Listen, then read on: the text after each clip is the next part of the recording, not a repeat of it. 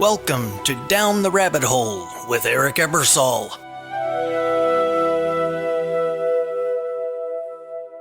Two in the morning. I'm at checkout, thumb hovering.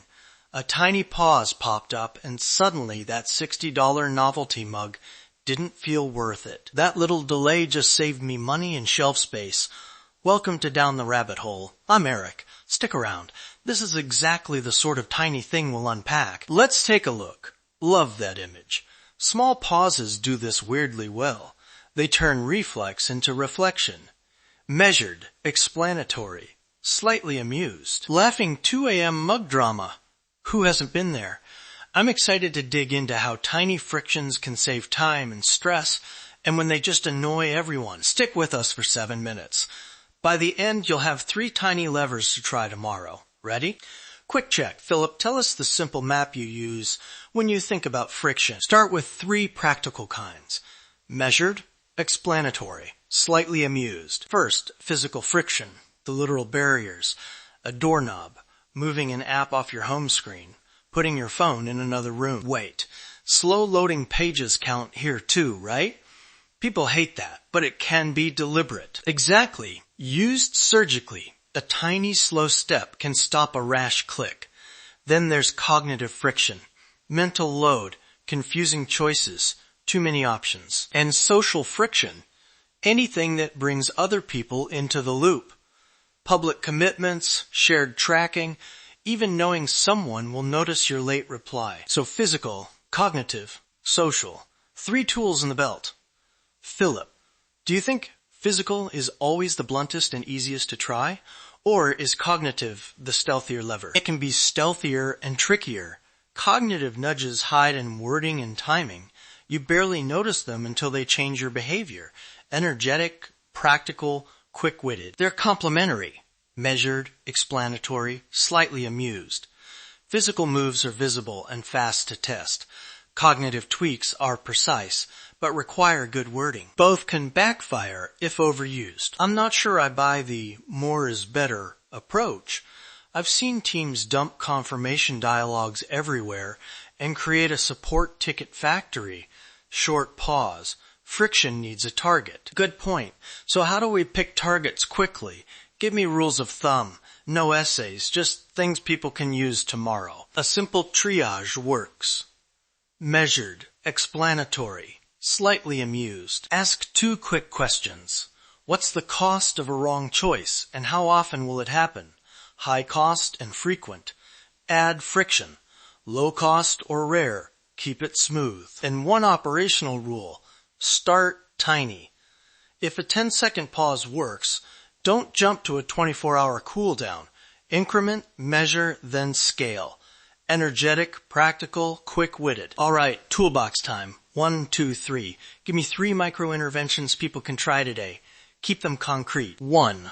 An intentional delay on reactive actions. Measured, explanatory, slightly amused. For email, try a 10-second undo on sending or batch your checks to 2 fixed times.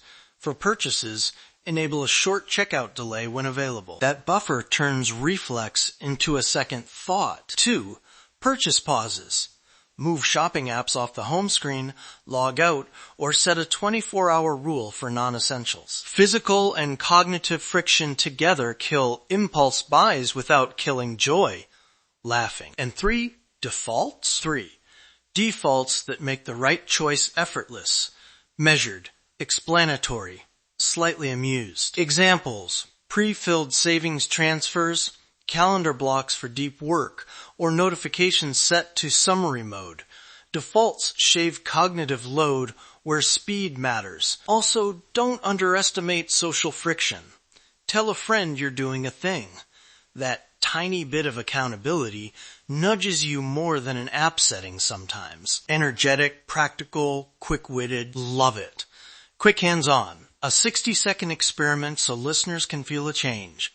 If you're driving, pause the episode and come back. Otherwise, put your phone face down or move it 1 arm's length away. Okay, do it now. 3, 2, 1. Notice what happens to the urge to check it. Short pause. For me, the urge softened immediately. That tiny physical gap created breathing room. Measured, explanatory, slightly amused. Totally. If you didn't feel it, nudge the friction up a bit next round. Log out, add a step, or move the device further away. Make it an experiment. Energetic, practical, quick-witted. We had a little disagreement earlier. Philip likes confirmations. Shauna warned about bloat. What's a listener's fastest decision rule to use tomorrow? Keep it simple. Ask the 2 quick questions: cost of a wrong choice and frequency. High cost and frequent. Add friction. Low cost or rare. Remove it. Then test for 7 days. Measured, explanatory, slightly amused, and remember, start tiny. A small change you can keep is better than a heroic redesign you'll abandon. Try the smallest effective friction and iterate. Energetic, practical, quick-witted. Quick recap.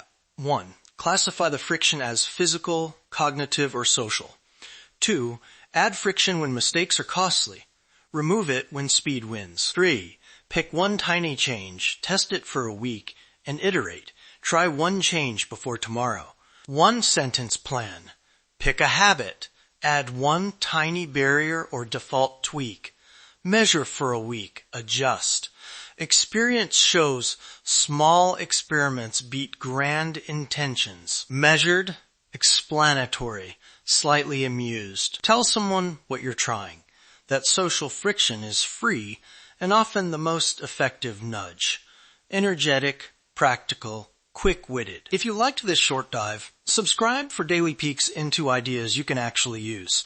Hit subscribe and we'll keep the experiments short, useful, and weirdly effective. Don't be afraid to learn. Thanks for listening.